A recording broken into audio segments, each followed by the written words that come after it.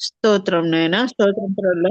పరలోక ప్రజ పరిశుద్ర సర్వాధికారి సర్వసృష్టికర్తమైన గొప్ప తండ్రి, నీకు వందనాలు, స్తోత్రాలు, స్తుతి చెల్లిస్తుంటున్నాం నా తండ్రి. ఫిబ్రవరి 7వ తేదీన ఉదయ కాలాన్న తండ్రి, మేమందరము వర్చువల్ ప్రేయర్ ఫెలోషిప్ ఫ్యామిలీలో కలిసి నా తండ్రి నేను స్తుతించి గణపరిచి మహింపరచుటకి కృపా సహాయమును బట్టి నీకు వందనాలు, స్తోత్రాలు, స్తుతి నాయన. ఇంతవరకు నిన్ను స్తుతించి ఆరాధించి మహింపరిచి నీ పరిశుద్ధ వాక్యాన్ని చదువుకున్నట్టుగా ఇచ్చిన కృపను బట్టి వందనాలు నాయన. ఇప్పుడు ముఖ్యమైన సమయంలోనికి వచ్చి ఉంటున్నాం నాయన. మరి బ్రదర్ డేవిడ్ అనిల్ గారు నా ప్రభా మాకు వాక్యము బోధింపబోచుంటుండగా ఆయన్ను సిలువ చాటున మరుగుపరిచి నాయన నీ పరిశుద్ధాత్మతో నింపి నా తండ్రి ఆయన ద్వారా మాతో మాట్లాడమని వేడుకుంటున్నాం. ఆయన మాట్లాడేటప్పుడు నా తండ్రి ప్రతి వర్డ్, ప్రతి అక్షరము కూడా మేము అర్థం చేసుకొని నా తండ్రి మా జీవితాలలో మేము అనువదించి నడుచుకునే కృపను మాకు దయచేయమని వేడుకుంటున్నాం నైనా.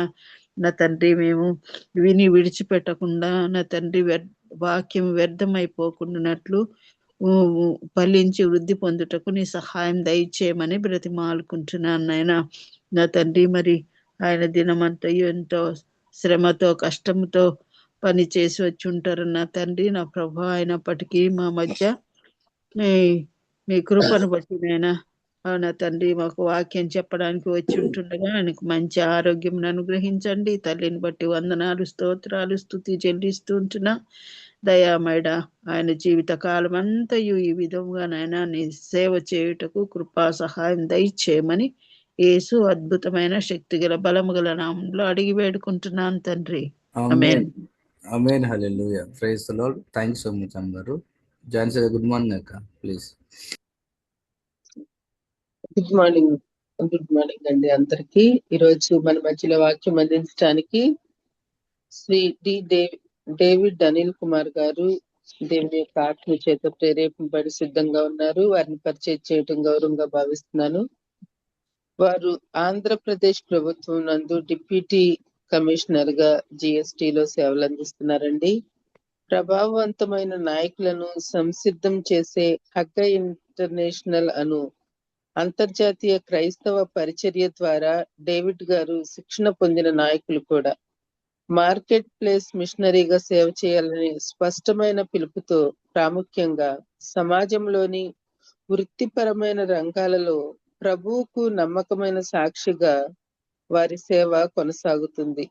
ఆంధ్ర విశ్వవిద్యాలయం నుండి మెకానికల్ ఇంజనీరింగ్ గ్రాడ్యుయేట్ మరియు ఎన్టీఎస్సి స్కాలర్ అయిన డేవిడ్ గారు ఐఎంఎఫ్, ఎస్ఏఆర్టిటిఏసి, ఐఎస్పి, ఎన్ఏసిఐఎన్ మరియు వాధ్వాని సెంటర్లు నిర్వహించిన కార్యక్రమాల ద్వారా జిఎస్టి చట్టం, పన్నుల పరిపాలన, డిజిటల్ పాలన మరియు ఏఐ ఆధారిత ప్రజా సేవలలో అధునాతన శిక్షణ పొందారు. డేవిడ్ గారిని ఉత్తమ డిప్యూటీ కమిషనర్ ఆంధ్రప్రదేశ్ 2023 అవార్డుతో ప్రభుత్వం వారు సత్కరించారు. విశ్వాసము మరియు వృత్తిని ఏకీకృతం చేసే భారంతో పన్నుల విషయంలో మాత్రమే కాకుండా జీవితంలోని ఇతర రంగాలలో కూడా దేవుని మహిమ మరియు ప్రజా సంక్షేమం కొరకు కృత్రిమ మేధస్సును పరిశోధించి వర్తింపచేయటం అనగా డేవిడ్ గారికి మక్కువ. వారు గత కొన్ని రోజులుగా మన మధ్యలో వాక్యం పంచుకుంటున్నారండి. దయచేసి మ్యూట్లని ఉంటూ వాక్యాన్ని శ్రద్ధగా విందామండి. Welcome sir. Good morning sir. Thank you అమ్మా, థ్యాంక్ యూ వెరీ మచ్. ఈ ఉదయ కాలమున మీ అందరితో ఈ విధంగా దేవుని యొక్క వాక్యాన్ని పంచుకోవటం దేవుడు నాకు ఇచ్చిన భాగ్యంగా నేను భావిస్తున్నాను. గత కొన్ని దినాలుగా నేను గాయత్రి విద్యా పరిషత్ అలాగే కొన్ని కాలేజెస్లో ఆర్టిఫిషియల్ ఇంటెలిజెన్స్ గవర్నమెంట్లో ఎలాగా వాడుతున్నారు అని వాడొచ్చు అనే దాని మీద స్టూడెంట్స్కి అవగాహన కల్పిస్తూ ఇప్పుడు నేను చేస్తున్నటువంటి ఉద్యోగంలో అది ఎలా ఉపయోగకరంగా ఉందన్నది మీ అందరి ప్రార్థనలు బట్టి ఎంతో జయకరంగా అది చేయడానికి దేవుడు కృపనిచ్చాడు. ఈ ఉదయ కాలమున మరి ఒకసారి మీ మధ్యకి ఈ విధంగా రావటానికి దేవుడు చూపిన కృపను బట్టి వందనాలు చెల్లిస్తున్నాం. లాస్ట్ టైం నేను పంచుకున్న తర్వాత నేను దేవుని దగ్గర కనిపెడుతూ, ప్రభా మరి ఒకసారి నీ బిడ్డలతో నీ వాక్యాన్ని నేను పంచుకోవాల్సి ఉంది. ఏ విషయాన్ని బట్టి లేదా ఎవరి జీవితం నుంచి నేను దాన్ని పంచుకోవాలని ఆలోచన చేసినప్పుడు దేవుడు కొన్నిసార్లు మనం ఎక్స్పెక్ట్ చేసినట్టుగా మనుషులను సేవకు కానీ పరిచర్యకు కానీ పిలవడు.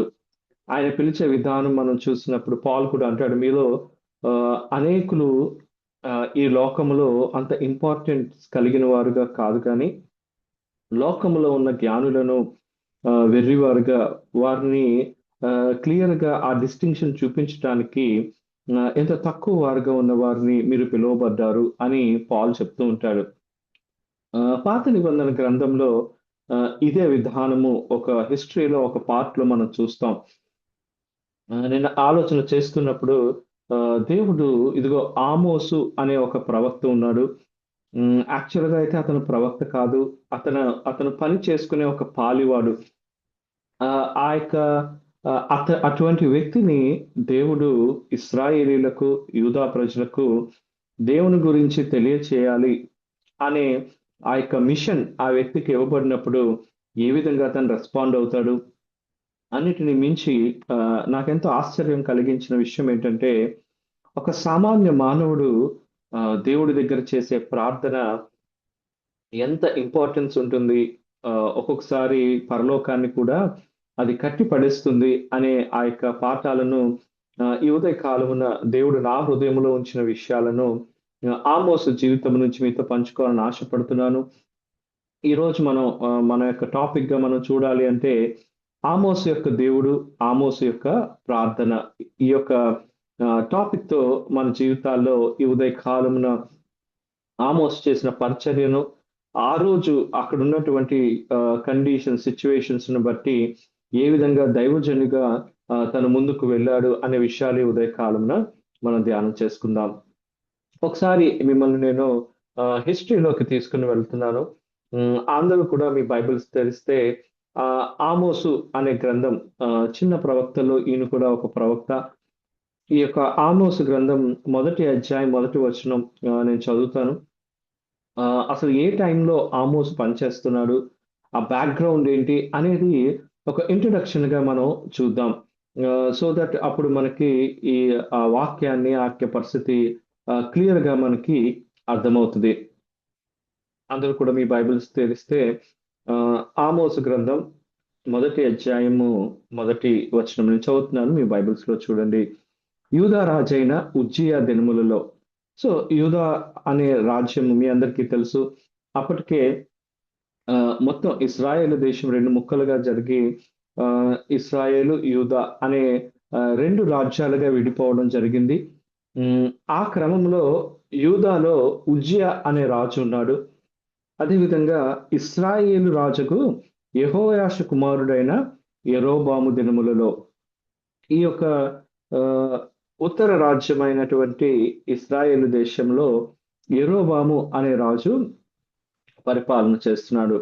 దేవుడు కొన్నిసార్లు ఈ యొక్క జోగ్రాఫికల్ ఈవెంట్స్ చూడండి, మన జీవితాల్లో కూడా మనం చూస్తూ ఉంటాం. సునామీ అనేది 2004 ఆ ప్రాంతంలో వచ్చినప్పటికీ ఇప్పటికీ మనం దాన్ని జ్ఞాపకం చేసుకుంటూ ఉంటాం. అదే విధానంలో ఈ యొక్క జూయిష్ హిస్టరీలో, యూదుల యొక్క ఆ యొక్క హిస్టరీలో మనం చూస్తే భూకంపం కలుగుటకు 2 సంవత్సరముల ముందు అని క్లియర్ కట్ గా దేవుడు ఎప్పుడు ఈ వ్యక్తిని పిలిచాడు అని ఇశ్రాయేలును తెలియజేస్తున్నాడు అంటూ నాకు చాలా ఆశ్చర్యం అనిపిస్తుంది. దేవుడు ఒక విఐపి దగ్గరికి, ఒక గొప్ప, ఆ రోజుల్లో విఐపిస్ ఎవరంటే మందిర సేవ చేసే యాజకులు, లేదా ఆ యొక్క స్కూల్స్ లో ట్రైన్ చేయబడిన ప్రాఫిట్స్, ప్రవక్తలు, వీరి దగ్గరికి కాకుండా దేవుడంట ఎవరి దగ్గరికి వెళ్ళాడంటే ఇశ్రాయేలీయులను గూర్చి తెకోవలోని పశుల కాపర్లలో ఆమోసునకు కనపడిన దర్శన వివరము. సో ఇక్కడ తెకోవ అనే ప్రాంతం ఊరు గురించి చెప్తున్నాడు. తర్వాత విఐపి క్లాస్ నుంచి వచ్చినటువంటి వ్యక్తి అని కాకుండా పశువులను లేదా గొర్రెలను మేపుకుంటున్న ఆమోస్కు దేవుడు యొక్క దర్శనం వచ్చింది. పైన మనం చూస్తే ఉజ్జియా, అదేవిధంగా యెరోబాము అను ఈ ఇద్దరు రాజుల కాలం ఇశ్రాయేలీల చరిత్రలో మనం చూస్తే వారు ఎంతో చక్కని ఆ యొక్క యుద్ధాలను జరిగించి ఎంతో టెరిటరీ, చాలా రాజ్యాన్ని ఇశ్రాయేల్ దేశంలోనికి కలుపుకోవటానికి ఆ రోజుల్లో దేవుడు వారిని ఎంతగానో ఆశీర్వదించారు. కానీ కొన్నిసార్లు దేవుని యొక్క ఆశీర్వాదం ఇస్తున్నప్పుడు మనుషులు చాలా మెల్లిగా తెలియకుండానే ఈ లోకపరమైన విధానాల్లోనికి వెళ్ళిపోతారు. ఈ ఉదయకాలమున మన యొక్క హిస్టరీలో, మన యొక్క సంఘ చరిత్రలో, మనం ఉంటున్న ప్రదేశాలలో ఏ విధంగా దేవుని యొక్క విధానం ఉంది, దేవుడు నిజమైన సేవకులుగా ఉన్నటువంటి ఆలయములో, అక్కడ బేతేలు అనే ఊరు ఉండేది. ఆ ఊరిలోనే క్యాపిటల్ సిటీగా ఉండేది. ఇప్పుడు మనకు అర్థమయ్యేట్టుగా ఈ యొక్క హిస్టరీని మార్చుకోవాలంటే మనందరికీ తెలిసినటువంటి హైదరాబాదు, సికింద్రాబాద్ అనే 2 ఊర్లు తీసుకుందాం. ఈ 2 ఊర్లకి కొంచెం దూరంగా ఉన్నటువంటి, అంటే హైదరాబాద్, సికింద్రాబాద్ ఆ యొక్క బార్డర్స్ లోకి వచ్చేసరికి ఆ యొక్క మెదక్ అనే ప్రాంతాన్ని మనం తీసుకుందాం మన అండర్స్టాండింగ్ కొరకు. సో ఎప్పుడు మాట్లాడినా సరే మనకు తెలుసు కదా, మన హిస్టరీలో హైదరాబాద్ గురించి చక్కగా మాట్లాడతాం, లేదా సికింద్రాబాద్ అనే ఈ 2 సిటీస్ చాలా చక్కని అభివృద్ధిని సాధించాయి. చాలా చక్కగా అన్ని రంగాల్లో ముందుకు దూసుకుని పోతుంది. యూదా, అదేవిధంగా ఇశ్రాయేల్ దేశాలు కూడా అదే విధంగా ముందుకు దూసుకొని పోతూ ఈ యొక్క హిస్టరీలో మనుషులు ఎంతో ప్రాస్పరిటీని, ఎంతో దేవుడిచ్చిన ఆశీర్వాదాన్ని ఎంజాయ్ చేస్తూ ఎటువంటి స్థితికి వచ్చారంటే దేవుణ్ణి ఆరాధించడం ఒక క్యాజువల్ అప్రోచ్ గా మారిపోయింది. వాళ్ళ జీవితాల్లో నామమాత్ర క్రైస్తవ భక్తి విధానానికి వచ్చేసారు. సో దేవుడికి ఎంత కష్టం వచ్చిందంటే అక్కడ ఉన్నటువంటి సేవకులకి వెళ్ళి, ఇదిగో మీరు ఈ యొక్క ప్రజలు నన్ను విడిచి ఇతర దేవతల వైపు ఎంతో ఈజీగా మళ్ళుకుంటున్నారు, ఎందుకంటే డబ్బు ఎక్కువైపోయింది, సుఖం ఎక్కువైపోయింది, కాబట్టి వారికి చెప్పండి అన్నప్పుడు ఏ ప్రవక్త ముందుకు రాలేదు, ఏ యాజకుడు ముందుకు రాలేదు. మరి ఎలా నా ప్రజలు తప్పిపోతున్నప్పుడు నేను వారి దగ్గరికి నా యొక్క మాటలను తెలియచేయాలని ఆయన ప్రయత్నం చేస్తున్నప్పుడు ఎవరూ కనిపించలా. అందుకు దేవుడు ఎక్కడికి వెళ్ళాడంటే, నాకు చాలా ఆశ్చర్యం అనిపిస్తుంది, ఎక్కడో ఊరు చివరన ఉన్నటువంటి తెకోవా అనే ప్రాంతానికి. ఆలోచన చేయండి, నేను టౌన్ ప్లానింగ్ ఇలాంటి అధికారులతో మాట్లాడుతూ ఉంటాను. మేము రెగ్యులర్ గా ఈ యొక్క మున్సిపల్ అడ్మినిస్ట్రేషన్, ఇంకా డిఫరెంట్ అడ్మినిస్ట్రేషన్ వాళ్ళని మీటింగ్స్ లో కలుస్తూ ఉంటాం. ఒకసారి ఒక క్రిస్టియన్ బ్రదర్ డిస్కస్ చేస్తున్నప్పుడు నాకు ఒక డౌట్ వచ్చి, సార్ ఏ సిటీని మీరు డిజైన్ చేసినా మెయిన్ సిటీ అంటే ముఖ్య ప్రాంతంలో మంచి అపార్ట్మెంట్స్ కడతారు, అదేవిధంగా పెద్ద పెద్ద విల్లాస్ కడతారు, హౌసింగ్ సొసైటీస్ ఉంటాయి, ఇలా ఉంటాయి, బాగానే ఉంటుంది. కానీ ఆ ఊరి చివరికి వచ్చేసరికి అసలు మీరు ఎటువంటి లేఅవుట్స్ వేయకుండా వదిలేస్తారు.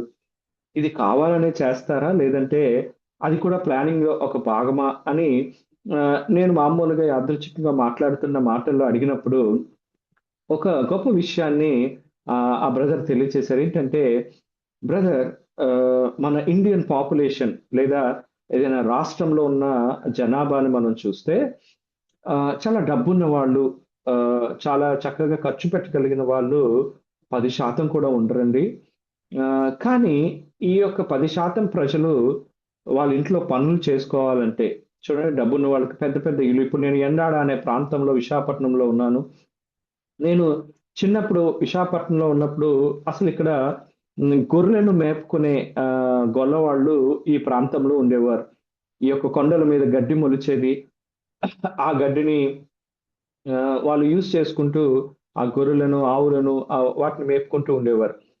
కానీ ఈ రోజు నేను మళ్ళీ ట్రాన్స్ఫర్ అయి 13 సంవత్సరాల తర్వాత విశాఖపట్నం వచ్చినప్పుడు ఈ ప్రాంతం అనేది రియల్ ఎస్టేట్ పరంగా చూస్తే ఎంతో ప్రైమ్ లొకేషన్ అయిపోయింది. సరే, బానే ఉంది, చాలా పెద్ద పెద్ద బిల్డింగ్స్ కడుతున్నారు, మంచి గేటెడ్ కమ్యూనిటీస్ వచ్చేసాయి. కానీ దాని వెనకాలే ఆ ఊరు ఏదైతే పాత ఊరుందో అలాగే ఉంది. నాకు చాలా ఆశ్చర్యం అనిపించింది. ఆ బ్రదర్ చెప్పిన విషయం అప్పుడు నాకు గుర్తొచ్చింది. సరే పెద్ద పెద్ద ఇల్లు కట్టుకున్న వాళ్ళు, ఈ యొక్క హై క్లాస్ పీపుల్‌కి ఇంట్లో పని చేసుకోవటానికి, సహాయం చేయటానికి ఆ ఊర్లో అన్ని పనులు వారు చేసుకోలేరు కాబట్టి, పనివారు కావాలి కాబట్టి ఈ ఏరియాస్‌ని మేము అలా వదిలేస్తాం. ఆ ప్రాంతాలకు వారు వచ్చి చిన్న చిన్న గుడిసెలు వేసుకొని, మనం కూడా చూస్తాం కదా! స్లమ్స్ అంటాం. ఈ యొక్క పెద్దవారు లేదా కన్‌స్ట్రక్షన్స్ జరుగుతున్న దగ్గర వారికి ఎటువంటి ఎమ్యూనిటీస్‌ని ఇవ్వరు. ఓన్లీ స్థలం వదిలేస్తారు. ఆ స్థలంలో వాళ్ళుంటారు. ఎందుకు ఈ మాటలు మీకు చెప్తున్నానంటే, ఈ తెకోవ అనే ఊరు ఎలాంటి ఊరంటే, అక్కడ గొప్పవారు, పెద్దవారు ఎవరు ఉండరు. అక్కడ పశువుల కాపరులు, కష్టపడి పని చేసుకునేవాళ్ళు, పొద్దున్నే లేచి ఈ యొక్క ధనవంతుల ఇళ్ళలో పనిచేసేవారు ఆ ప్రాంతాల్లో ఉంటారు. మనం ఇంకా రిలేట్ చేసుకోవాలంటే మీరు ఆలోచించండి, ఒక మంచి ఫ్లాట్స్‌లో మనం ఉంటాం. కానీ మన ఇంట్లో పని చేయటానికి వచ్చిన పని మనుషులు ఎక్కడుంటారు? ఈ ఉదయ కాలమున ఆమోసు జీవితం ద్వారా దేవుడు మన హృదయాలతో మాట్లాడుతున్నాడు. అటువంటి ఆమోసుని దేవుడు ఎందుకు పిలుచుకున్నాడు? ఒకసారి మనం ఆమోసు గ్రంథంలో ఆ యొక్క ఆలోచన విధానాన్ని చూసినప్పుడు ఈ యొక్క చెప్పాను కదా ఇందాకల హైదరాబాద్, సికింద్రాబాద్ దూరంగా ఉన్న ఆ ఔట్‌స్కర్ట్స్‌లో ఆ చిన్న ప్రాంతంలో తెకోవ అనే ప్రాంతం ఉంది. ఇశ్రాయేలు, యూదా దేశానికి కొంచెం దూరంలో. ఎందుకు అది ఇంపార్టెంట్ అంటే అక్కడ ఉన్నటువంటి ధనవంతుల ఇంట్లో వాళ్ళకి కావాల్సినవన్నీ చేయటానికి ఆ యొక్క పనివారు ఈ ఊర్లోంచొస్తారు. అలాంటి పనివారిలోనే ఒక గ్రూప్ ఏంటంటే పశువుల కాపర్లు. పశువులు ఈ యొక్క ధనవంతులకున్న పశువులు వాళ్ళు వెళ్లి మేపుకోలేరు కదా! కాబట్టి ఆ పని చేయటానికి పశువుల కాపర్లు అవసరం. సో, ఈ క్రమంలో దేవుడు ఒక వ్యక్తిని చూస్తున్నాడు. బహుశా పరలోకం నుంచి నా ప్రజలైన వారికి ఇదిగో ఇశ్రాయేలు, ఈ యొక్క యూదా ప్రజలు ఎంతో డబ్బు ఎక్కువైపోయింది. మిలిటరీ మైట్ ఎక్కువైపోయింది. సైన్యం ఇవన్నీ ఎక్కువైపోయేసరికి దేవుడి మీద ప్రజలు గర్వించి, మా జీవితాలు ఎప్పుడు ఇలాగే ఉంటాయి. మేము చాలా గొప్ప స్థితి. ఈ యొక్క యూదా రాజులు మొదటి వచనం నేను చదివాను కదా! ఆ ఇద్దరు రాజుల యొక్క సమయం ఎలాంటిదంటే, ఇశ్రాయేల్ హిస్టరీలోనే దావీదు మహారాజు తర్వాత ఒక స్వర్ణ యుగంగా చెప్పుకోవచ్చు. అంత హ్యాపీగా ఉన్నారు వాళ్ళు. ఆ హ్యాపీనెస్‌లో వాళ్ళు దేవుణ్ణి మర్చిపోయారు. వారు స్లోగా ఎలా ఎలా మారిపోయారంటే, బీదలైన వారిని, కష్టంలో ఉన్నవారిని పట్టించుకోవటం మానేశారు. అదే విధంగా ఎక్కడ దొరికితే అక్కడ అన్యాయం చేస్తూ, లంచాలు తీసుకుంటూ, వారి జీవితాల్లో స్లోగా దేవునికి దూరమైపోయారు. కానీ, వారి జీవితంలో వారి ఆత్మీయ స్థితి ఎలా ఉందంటే, ప్రతి సండే రెగ్యులర్‌గా చర్చ్‌కెళ్తున్నారు. మనం ఒక ఎగ్జాంపుల్‌గా తీసుకుంటే, ఆ సికింద్రాబాద్ ప్రాంతంలో ఒక మంచి చర్చెస్ బిల్డ్ చేసుకొని, ఆ యొక్క చర్చ్ యాక్టివిటీస్ అన్నీ కూడా ఎంతో రెగ్యులర్‌గా వాళ్ళు చేస్తున్నారు. ఆదివారం అయిపోగానే ఇంక వాళ్ళ ఇష్టం వచ్చినట్టుగా ఏ దేవత కావాలంటే ఆ దేవత వెంట పరిగెడుతూ ఉన్నారు. ఆలోచన చేయండి. అటువంటి స్థితిలో ఉన్న ఇశ్రాయేలీయుల దగ్గరికి మెయిన్ లైన్ సేవకులు ఎవరిని కూడా దేవుడు పంపించలేకపోయాడు. కాబట్టి ఉదయ కాలమున దేవుడు ఈ యొక్క ఆమోసు అనే ఒక వ్యక్తిని మీకు పరిచయం చేస్తున్నాడు. ఈ ఆమోసు గ్రంథం మనం చాలా సార్లు చదువుంటాం. కానీ ఆ యొక్క స్థితిని, ఆ యొక్క సమయాన్ని ఈ రోజు జరుగుతున్న విధానాలకు మనం అప్లై చేసుకొని, మనం ఎటువంటి పాఠాలు నేర్చుకోవాలి అనేది ఈ ఉదయ కాలమున చూద్దాం. సో, ఇలాంటి బ్యాక్‌గ్రౌండ్‌లో తెకోవ అనే ఆ ఊరిలో ఒక పశువుల కాపరున్నాడు. నార్మల్‌గా ఆలోచన చేయండి. ఈయన పశువులను కాచుకునేవాడే తప్ప పశువుల యజమాని కాడు.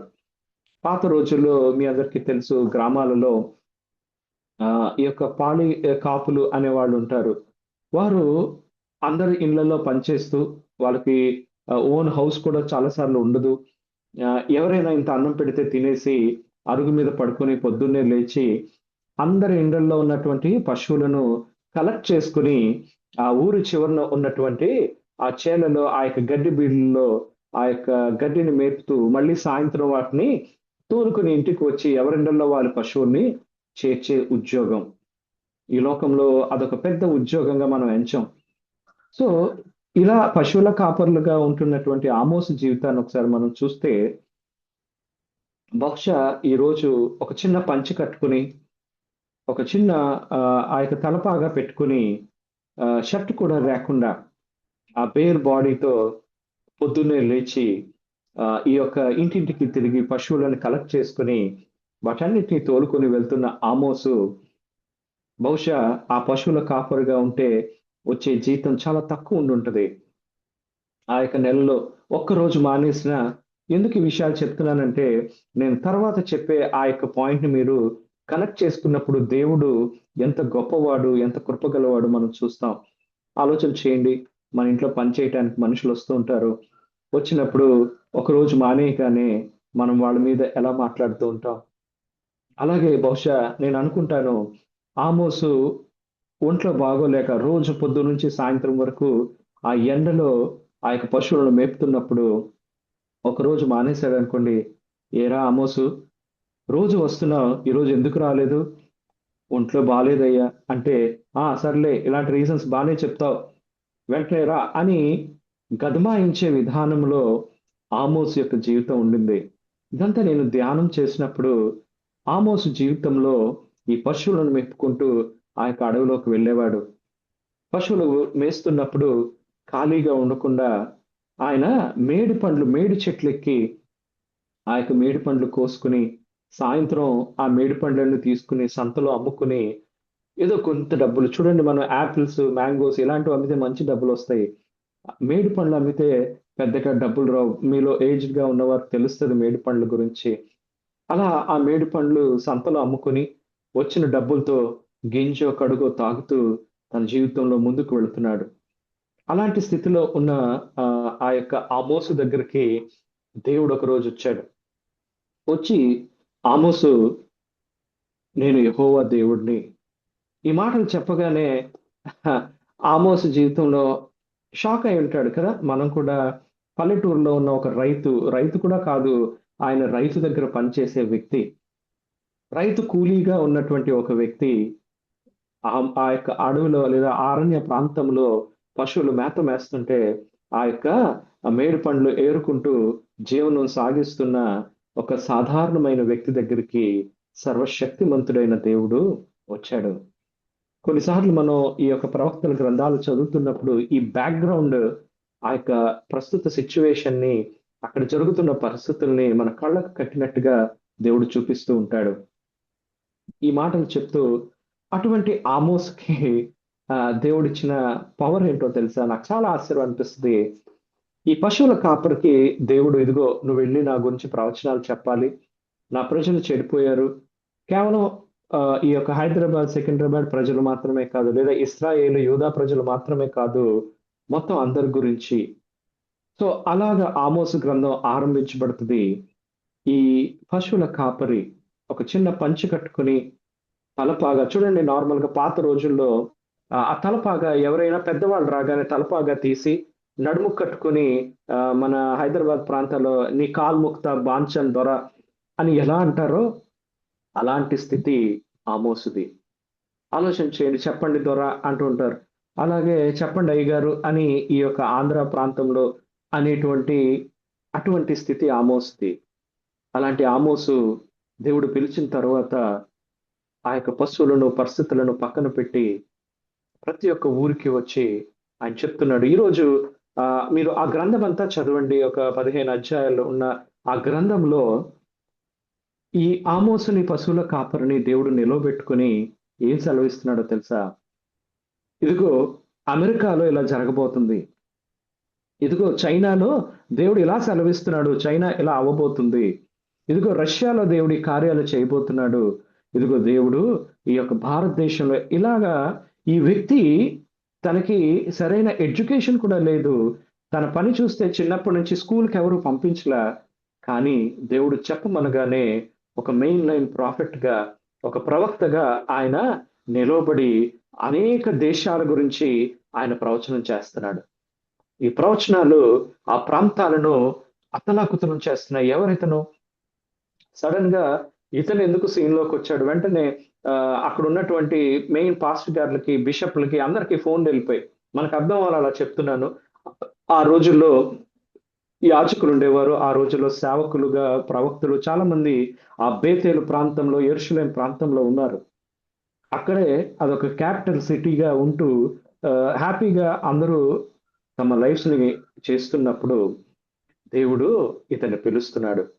పిలిస్తే వాళ్ళు కూడా యాక్సెప్ట్ చేయలే. కానీ దేవుడు మాత్రం, అందుకే మీరు చూస్తే అనేక ప్రాంతాల గురించి ఒకటొకటిగా మీరు చదవండి. మీకు అర్థం అవ్వాలని నేను ఎగ్జాంపుల్ ఇస్తున్నా. ఇదిగో అమెరికాలో దేవుడు ఇలా సెలవిస్తున్నాడు. ఇదిగో యుఎస్ఏ నువ్వు ఇలా ఉండాలి. ఇదిగో ఇంగ్లాండ్ గురించి దేవుడు ఇలా సెలవిస్తున్నాడు. ఇదిగో ఆస్ట్రేలియా గురించి దేవుడు ఇలా సెలవిస్తున్నాడని ఆయన ప్రకటన చేస్తూ మళ్ళీ ఆ యొక్క ఇజ్రాయేలు యూదా ప్రాంతాలకు వస్తాడు. అదే ప్రాంతానికి వచ్చినప్పుడు ఈరోజు మనం అనుకున్నాం కదా, హైదరాబాద్, సికింద్రాబాద్ ప్రాంతాలకు వచ్చినప్పుడు వాళ్ళ జీవితాలు ఎలా ఉన్నాయో ఆమోస్కి దేవుడు చూపించాడు. ఆ విషయాలు ఈ ఉదయ కాలంలో మనం ఒకసారి చదువుకుంటే ఎందుకు దేవుడు ఆమోసును పంపించాల్సి వచ్చింది, తర్వాత ఆమోసు ఏ విధంగా దేవుడి దగ్గర కనిపెట్టాడు అనేది, అది మనం మన జీవితాలకు ఎలా అన్వయించుకోవాలో చూద్దాం. రండి వెళదాం. ఆమోసు గ్రంథం 5వ అధ్యాయం. అక్కడ ఉన్నటువంటి సిచ్యువేషన్ నేను ముందే చెప్పాను ఇంట్రడక్షన్ లో, ఎంతో చక్కని హిస్టారికల్ పరిస్థితి, చక్కగా యుద్ధాలు, రాజ్యాలను స్వతంత్రించుకున్న ప్రజల విధానం ఎలా అయిపోయిందంటే, ఆమోసు గ్రంథం 5వ అధ్యాయానికి వెళదాం. 5వ వచనం నుంచి నేను చదువుతున్నాను చూడండి. బేతేలును ఆశ్రయింపకుడి, గిల్గాలులో ప్రవేశింపకుడి, బయర్షబాకు వెళ్ళకుడి. ఇవన్నీ ఇంపార్టెంట్ సిటీస్ అన్నమాట. గిల్గాలు అవశ్యముగా చెరపట్టబడిపోవును, బేతేలు శూన్యమగును. తర్వాత 7వ వచనం, ఆ ప్రజలు స్థితి, ఈ ఊర్లు ఏవి కూడా నిలవబడవు అని దేవుడు చెప్తున్నాడు. వీళ్ళందరూ కూడా, ఇవన్నీ చాలా గొప్ప సిటీస్ అండి, ఇక్కడ మంచి బిజినెస్ సెంటర్స్ ఉన్నాయి, ఇక్కడ అన్ని ఫేమస్ సిటీస్. ఇప్పుడు మన ఇండియాలో మాట్లాడుకోవాలంటే బెంగళూరు, చెన్నై, ఢిల్లీ, ముంబై, ఇలా మనం ఈ ఊర్లన్నీ చెప్తాం కదా మెట్రోపాలిటన్ సిటీస్ గా.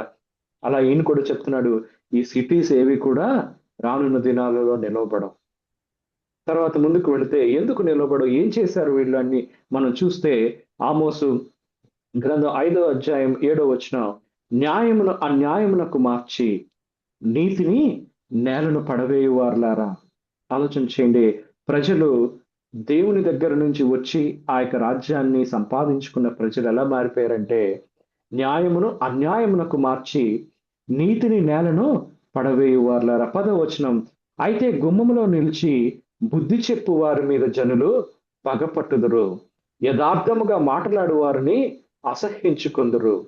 ఏ స్థితికి వచ్చేసారో ఒకసారి ఆ రోజున ఉన్నటువంటి యూదా, ఇశ్రాయేలు ప్రాంత ప్రజల యొక్క విధానాన్ని దేవుడు ఇక్కడ తెలియపరుస్తున్నాడు. 11వ వచనం, దోష నివృత్తికి రూకలు పుచ్చుకొని నీతిమంతులను బాధ పెట్టుచు గుమ్మమునకు వచ్చు బీదవారిని అన్యాయము చేయుట వలన మీ అపరాధములు విస్తారములమైనవి, మీ పాపములు ఘోరమైనవి అని నేను ఎరుగుదును. దరిద్రుల యొద్ద పంట మోపులను పుచ్చుకొనుచు మీరు వారిని అనగదొరుకుదురు గనుక మళపు రాళ్లతో మీరు ఇండ్లు కట్టుకొనినను వాటిలో మీరు కాపురముండ్రు. ఈ మాటలన్నీ నేను చదివినప్పుడు నా హృదయంలో ఎంతో భారం వచ్చింది.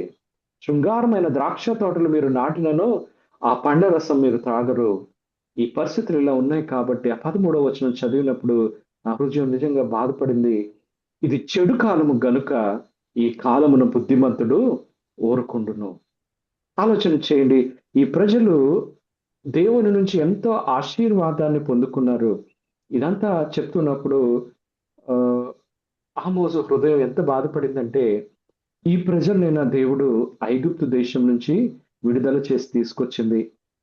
ఎంతో బానిసత్వంలో ఉండి ఐడెంటిటీ కూడా లేకుండా రోజు కొరడాలతో కొడుతూ ఆ యొక్క మట్టి పిసుకుతూ ఇటుకలు చేసుకుని ఆ యొక్క ఐగుప్తు పట్టణాలను కడుతున్న ఇశ్రాయేలీలను దేవుడు ఎంతో గొప్పగా తన హస్తాన్ని చాపి అద్భుతాలు చేసి తీసుకుని వచ్చి ఇశ్రాయేలు దేశముగా పాలు తేనెలు ప్రవహించే దేశంలో వాళ్ళని పెట్టినప్పుడు వాళ్ళ విధానాలు ఎలా మారిపోయాయి.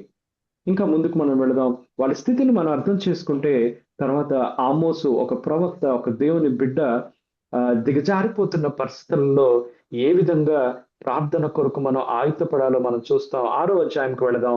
6వ అధ్యాయంలో కూడా అప్పుడున్నటువంటి ఆ యొక్క సిటీస్ యొక్క పరిస్థితి మనం చూద్దాం.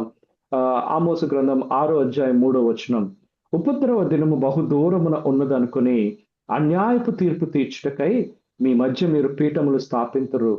4వ వచనం, దంతపు మంచముల మీద పరుండుచు పాన్పుల మీద తమ్మును చాచుకొనుచు మందలో శ్రేష్టమైన గొర్రెపిల్లలను సాలలోని కొవ్విన దూడలను వధించి భోజనము చేయుదురు.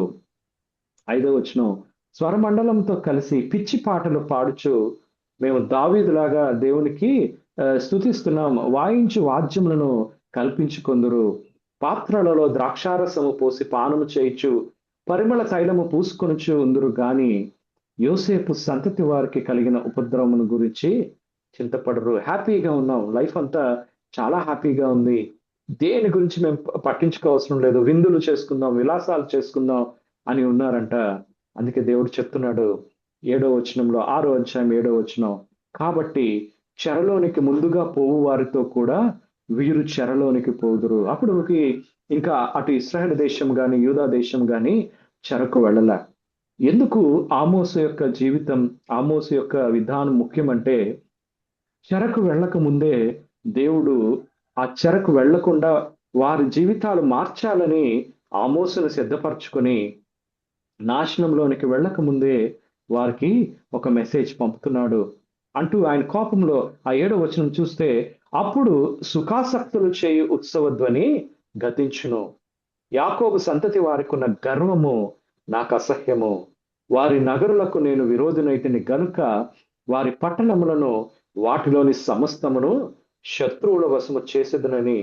ఆ 13వ వచనంకి వచ్చేసరికి మళ్ళీ ఆ యొక్క మాట చదివినప్పుడు ఎంతో బాధ అనిపిస్తుంది. 6వ అధ్యాయం 13వ వచనం, న్యాయమును ఘోరమైన అన్యాయముగాను నీతి ఫలమును ఘోర దుర్మార్గముగాను మార్చితిరి. ఆలోచన చేయండి, దేవుడు ఎంతో కృపనిచ్చి నెమ్మదినిచ్చి శత్రు రాజ్యాల మీద విజయాన్నిచ్చి ఆ యొక్క ఆలయాలు కట్టడానికి బేతేలులో, యెరూషలేములో ఈ ప్రాంతాలలో ఆలయాలు నిర్మించబడి ఎంతో హ్యాపీగా ఉన్న ప్రజలు మెల్లిమెల్లిగా దేవుని నుంచి దూరం అయిపోయి అక్కడ ఉన్నటువంటి దరిద్రులను దీనులను పట్టించుకోవటం మానేశారు. సరికదా వారి దగ్గర ఏమైనా దొరుకుతుందా అని వాళ్ళని దోచుకోవడం ప్రారంభించారు. వాళ్ళ జీవితాల్లో హ్యాపీగా బ్రతుకుతున్నామని ఎంతో ఖర్చు పెడుతూ, ఆలోచన చేయండి, ఆ యొక్క తెకోవ అనే ప్రాంతం దేవుడికి ఇక్కడ మీరు గమనిస్తే, ఇప్పుడు నేను అందుకే మీకు తెకోవ గురించి ముందు చెప్పాను. ఈ ఊరు 10-12 కిలోమీటర్ల దూరం. అందుకే మీకు ఇందాక ఎగ్జాంపుల్ ఇచ్చాను. సికింద్రాబాద్, హైదరాబాద్ నుంచి ఇంకా బాగా వచ్చేస్తే ఆ అవుట్స్కర్ట్స్ లో మెదక్ ప్రాంతంలో ఒక చిన్న ఊరుగా తెకోవ ఉంటది. ఆ తెకోవ అనే ప్రాంతంలో నుంచి దేవుడు అప్పుడు ఈయన ఆమోసును పిలుచుకున్నాడు. పిలుచుకొని ఇదిగో ఆమోసు, ఆ ఊరిలో అందరూ చాలా బిజీ అయిపోయారు. వాళ్ళ జీవితాన్ని నేను గమనించినప్పుడు ఈ ఆలయ కృత్యాలు, ఈ విధానాలలో ఎంతో బిజీగా ఉన్నారు. నాకు వాళ్ళు సమయం ఇవ్వలేకపోతున్నారు. వీరు ఉన్నటువంటి ఈ స్థితిని బట్టి నేను వాళ్ళకి తీర్పు తీరుస్తాను, ఇదిగో వారందరినీ చెరలోనికి పంపిస్తాను, వారి బ్రతుకులు నాశనం అయిపోతాయి అని అన్నప్పుడు నార్మల్గా మనం ఆమోసు స్థానంలో ఉంటే ఏమంటాం? నిజమే ప్రభువా, వాళ్ళ దగ్గర బోల్డ్ డబ్బులు ఉంటాయి, నేనేమో పశువుల కాపరిగా ఎప్పుడు ఇలాగే ఉంది నా బ్రతుకు, ఒక మంచి ఇల్లు కొనుక్కుందాం అంటే ఈ రోజు రేట్లన్నీ పెరిగిపోయాయి ప్రభువా, రియల్ ఎస్టేట్ ఎక్కడ చూసినా ప్రతి ఒక్కరూ కూడా రియల్ ఎస్టేట్ చేసేస్తున్నారు ప్రభువా, సంఘాలలో కూడా రిటైర్ అయిపోయిన వాళ్ళందరూ కూడా ఈరోజు రియల్ ఎస్టేట్ చేస్తున్నారు ప్రభువా, సంఘంలో ఈ యొక్క అధ్యక్ష పదవులు ఇవన్నీ కూడా చక్కగా రిటైర్ అయిపోయి ఏమీ చేయకుండా దేవుని పిలుపు ఉందా లేదని చాలాసార్లు ఆశ్చర్యపోతూ ఉంటాను. ఒకసారి మా కుటుంబం గురించే నాకు దర్శనంలో చూపించినప్పుడు వారందరికీ నేను చెప్పాను, ఇదిగో దేవుడు మిమ్మల్ని ఇలా పిలుస్తున్నాడు, ఈ సేవను మీరు చేయాలి అనగానే వాళ్ళకి ఆ సేవ చేయడం ఇష్టం లేదు. కానీ ఒక సంఘాన్ని అంటి పెట్టుకొని ఆ సంఘంలోని రాజకీయాలు అవి చేస్తూ వారి జీవితాల్లో ఎప్పుడు దాని కొరకే పరిగెడుతూ ఉంటారు. సరే కదా అని వాళ్ళ యొక్క ఆర్గ్యుమెంట్ ఏంటంటే, సంఘంలో పరిచయం చేయటం తప్ప, ఇది కూడా దేవుని సేవే కదా అని వాళ్ళ సొంత ఆలోచన చేసుకున్నప్పుడు నేను దేవుడి దగ్గర కనిపెట్టాను, ప్రభువా నువ్వేమో ఇలా చెప్పమన్నావు, కానీ వీరు ఈ సంఘాలను వదిలిపెట్టట్లేదు, ఏంటి ప్రభువా అంటే, దేవుడు అన్నాడు, ఇదిగో పౌలు ద్వారా నేను తిమోతికి తెలియపరిచాను, ఒక సంఘ పెద్దగా ఉండాలంటే ఎటువంటి క్వాలిఫికేషన్స్ ఉండాలో, అందులో ఒక్క క్వాలిఫికేషన్ కూడా లేదు. ఈరోజు చూడండి, మనం పెద్దలుగా నియమించే వారిని కానీ, లేదంటే ప్రవక్తలుగా, సేవకులుగా ఈరోజు ఎటువంటి కండిషన్స్ లేవు. ఎవరికి నచ్చిన బోధ వాళ్ళు చేసేస్తున్నారు. చాలా సార్లు కొంతమందికి ఏం బోధిస్తున్నామో కూడా తెలీదు. ఒక మంచి యూట్యూబ్ ఛానల్ పెట్టుకుంటాం. లేదంటే ఈరోజు ఒక సంఘమే ఉండాల్సిన అవసరం లేదన్నట్టుగా డిఫరెంట్‌గా వెళ్ళిపోతుంది బోధ. మనం చూస్తూనే ఉంటాం. వాళ్ళ జీవితాల్లో ఏం బోధిస్తున్నారో కొంతమంది తెలిసి, కొంతమంది తెలియక మనుషులను సంతోషపెట్టాలని, ఫాలోవర్స్ పెరగాలని చెప్పి వాళ్ళ జీవితాలు ముందుకు వెళ్ళిపోతున్నాయి. అందుకేనేమో రానున్న దినాలలో భయంకరమైన శ్రమలు ఈ యొక్క ప్రతి ప్రాంతంలో ఎంతో హ్యాపీగా నేను గమనిస్తూ ఉంటాను. మొన్న రీసెంట్‌గా నేను ఒక రిపోర్ట్ చూశాను. ఆ రిపోర్ట్‌లో వాళ్ళు చెప్తుంది ఏంటంటే, ఇప్పుడున్న ప్రస్తుత జనరేషన్ యొక్క ఐక్యూ పాత జనరేషన్స్ యొక్క ఐక్యూ అంటే ఇంటెలిజెంట్ కోషెంట్. నార్మల్‌గా మనం గమనిస్తే మన తల్లిదండ్రుల కంటే మనం చక్కని స్థితిలో ఉంటాం. ఆ నెక్స్ట్ జనరేషన్ ఇంకా మంచి స్థితిలోకెళ్తుంది. మా తల్లిదండ్రులే నేను చూస్తే వాళ్ళు చిన్న చిన్న ఉద్యోగాలు చేసుకొని పెద్దగా చదువుకోలేదు. కానీ దేవుని కృపను బట్టి నేను బాగా చదువుకోవడానికి ఆ నెక్స్ట్ జనరేషన్‌లో ఒక గవర్నమెంట్ ఆఫీసర్ అవ్వడానికి దేవుడు కృపనిచ్చాడు. తర్వాత మన నెక్స్ట్ జనరేషన్. ఇలా జనరేషన్‌కి నాలెడ్జ్ లెవెల్స్ జ్ఞానం పెరుగుతూ ఉంటుంది అని గవర్నమెంట్ వాళ్ళు ఎప్పుడు కూడా సర్వే చేస్తుంటారు. కానీ ఇప్పుడున్న జనరేషన్ జెన్ జీ అంటాం. ఈ జనరేషన్ ఆ యొక్క ఐక్యూ లెవెల్స్ చాలా తగ్గిపోతున్నాయంట. ఎందుకంటే కష్టపడే ఆ యొక్క విధానము స్లోగా తగ్గిపోతుంది. టెక్నాలజీ పెరిగిపోయింది. డబ్బులు పెరిగిపోయాయి. పరిస్థితులు అన్నీ కూడా చాలా ఈజీగా దొరుకుతున్నాయి. పాత రోజుల్లో చూడండి ఏం కావాలన్నా ఎంతో కష్టపడి సంపాదించుకునేవాళ్ళం. ఒక 10 సంవత్సరాల క్రితం. సో ఇప్పుడే మనం ఆలోచన చేస్తే ఈ యొక్క విధానాల్లో టెక్నాలజీ ఎంతగా అభివృద్ధి చెందిందంటే నోటితో ఇంక మనం చెప్తే మిషన్స్ చేసే కాలంలోనికొచ్చేసాం. నేను ఆర్టిఫిషియల్ ఇంటెలిజెన్స్ అలాగే క్వాంటమ్ టెక్నాలజీ ఇవన్నీ ఈ యొక్క యంగ్ పీపుల్‌కి నేను చెప్తూ ఉంటాను. వారి జీవితాల్లో ఈ టెక్నాలజీ ఎంత పాయింట్స్‌కొచ్చిందంటే ఇంక మనిషి పెద్దగా చేయాల్సిన అవసరం లేదు. రీసెంట్ న్యూస్‌లో కూడా మీరు చూసుంటారు. ఆంథ్రోపిక్ ఏఐ అని చెప్పి ఆ ఏఐ ఏం చేసిందంటే ఇంక మనుషులు అవసరం లేదండి ఐటీ కంపెనీలకి పనిచేయటానికి. ఈ యొక్క ఆర్టిఫిషియల్ ఇంటెలిజెన్స్ ద్వారా ఇంక మనం వర్క్ చేసేసుకోవచ్చు అని అనుకున్నప్పుడు అమెరికాలో ఉన్న మార్కెట్స్ అన్నీ కుదేలైపోయాయి. ఆ మరుసటి రోజు ఉదయకాలమే ఇండియాలో ఉన్న ఇన్ఫోసిస్, టీసీఎస్ అనే పెద్ద కంపెనీల యొక్క షేర్‌లన్నీ పతనం అయిపోయాయి. ఒక చిన్న ఆలోచన. ఒక ఆయాంత్రిక్ ఏఐ అనే ఆ ఏఐ తన ఆలోచనను చెప్పగానే మనుషులు ఎంతగా బెంబేలెత్తిపోయారంటే ఆ కంపెనీలో ఉన్న షేర్స్ అన్నీ అమ్మేశారంట. నేను చాలా ఆశ్చర్యపోయాను. మనుషుల యొక్క విధానం కాకుండా ఒక టెక్నాలజీ విధానానికి మనుషులు ఇంతగా రెస్పాండ్ అవుతారా అని నేను ఆశ్చర్యపోయాను. సో ఇలాంటి పరిస్థితుల్లో ఉన్నటువంటి ఇశ్రాయేలు, యెరూషలేము ప్రాంత ప్రజల దగ్గరికి ఒక పశువుల కాపరిని పంపించినప్పుడు మీరు ఆలోచన చేయండి. మనం ఎన్నో సంవత్సరాల నుంచి కట్టుకున్న పెద్ద చర్చ్ హైదరాబాద్ లేదా సికింద్రాబాద్ ప్రాంతంలో ఉన్నప్పుడు ఆ మెదక్ ప్రాంతం నుంచి ఒక రైతొచ్చి ఆ తలపాగా తీసుకొని నిలవబడి యెహోవా ఇలాగ సెలవిస్తున్నాడు. సికింద్రాబాద్ ప్రాంతమా లేదా హైదరాబాద్ ప్రాంతమా లేదా విశాఖపట్నం ఏ ఊర్లో మనం ఉంటే ఆ ఊరికొచ్చి ఆ ఊరిలో ఉన్నటువంటి రైతొచ్చి యెహోవా ఇలాగ సెలవిస్తున్నాడు అని మనకి ప్రకటిస్తే మనం వింటామా ఈ ఉదయకాలంన? మనం పరిశీలన చేసుకుందాం. మనం ఎన్నో బ్యాక్‌గ్రౌండ్స్ నుంచి వచ్చుంటాం. కొన్నిసార్లు మనకి భక్తి మితిమీరిన విధానం అందుకే లాస్ట్ దినాల్లో దేవుడు చెప్తాడు. అంత్య దినాలలో భక్తిని జరిగించే వాళ్ళు కోకొల్లలుగా వస్తారు. కానీ అందులో ఉన్న శక్తిని ఆశ్రయించరంట. భక్తి విధానం మనుషుల దగ్గర పొగడ్తలు కావాలి. మనుషులు మెచ్చుకునే ఉద్యోగాలే కావాలి కానీ దేవుడు చేయమన్న సేవ చేసేవారుగా ఉండరు. ఈ ప్రాంతాలలో కూడా అలా దేవుడికి ఎవరు దొరకకపోతే దేవుడు ఎక్కడికెళ్ళాడో తెలుసా? ఆ యొక్క మెయిన్ ప్రాంతాలు ఆ సిటీస్‌ని విడిచిపెట్టి బయట ఉన్నటువంటి అరణ్య ప్రాంతానికి దగ్గరగా ఉన్న ఒక చిన్న ఊరు అక్కడ ఉన్న వాళ్ళందరూ పనులు చేసుకొని బ్రతికేవారు. అలాంటి పశువుల కాపరి దగ్గరికి దేవుడు వెళ్తాడు. వెళ్ళి నువ్వు నా ప్రజలకి చెప్పు ఆమోసు. వారు హ్యాపీగా ఉన్నాం అనుకుంటున్నారు. దంతపు మంచాల మీద నేను ఇందాక మీకు చదివాను. 5, 6 అధ్యాయాలు మీరు చదివితే ఆ యొక్క స్థితి, ఆ యొక్క విధానము మనుషులు ఎంతగా దిగజారిపోయారో అక్కడ మీకు తెలియపరుస్తాడు. బహుశా ఇంత ఎక్స్‌పోజర్ అంతే కదా! డబ్బులు ఆ రోజు ఒక రూ. 10 వస్తే కొంచెం బియ్యం కొనుక్కుని గంజి పెట్టుకుని తాగే బ్రతుకులు ఆమోస్ది. సడన్ గా ఆయన సిటీలోనికి వచ్చినప్పుడు, సార్ గంజి ఉంటుందా? ఆలోచన చేయండి. ఈరోజు మనం ఒక షాప్కి వెళ్ళి ఏదైనా సిటీలో గంజి పెడతారా అని అడిగితే గంజి దొరుకుతుందా? సార్ దమ్ బిర్యానీ ఉంటుందండి, లేదంటే పిజ్జా ఉంటుంది, బర్గర్ ఉంటుంది, ఇలాంటివి ఉంటాయి. కానీ ఈరోజు బహుశా కష్టం, చాలా కష్టం.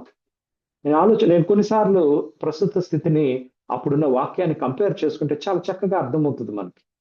ఆ యొక్క విధానము ధ్యానం చేసినప్పుడు వచ్చినప్పుడు ఆయన తాగడానికి కొనుక్కోవడానికి కూడా ఆయన దగ్గర డబ్బులు ఉండుండవు.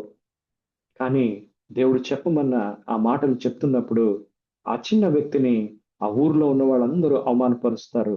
అక్కడున్న ఈయన మాటలకి అందరూ కూడా బెంబేలెత్తిపోతున్నారు. ఏంటి ఈయన ఇలా వచ్చి చెప్తున్నాడు అని. వెంటనే దేవుడి మాటలు అనగానే నాకు చాలా ఆశ్చర్యం అనిపిస్తుంది. నేను ఈ మాటలు చదివినప్పుడు ఆమోసు గ్రంథం 7వ అధ్యాయంకి వెళదాం. ఇటువంటి బ్యాక్గ్రౌండ్ లో దేవుడు ఆమోస్కి, నువ్వు వెళ్ళి నా ప్రజలకు చెప్పు, త్వరలో వారు చెరలోకి వెళ్ళబోతున్నారు.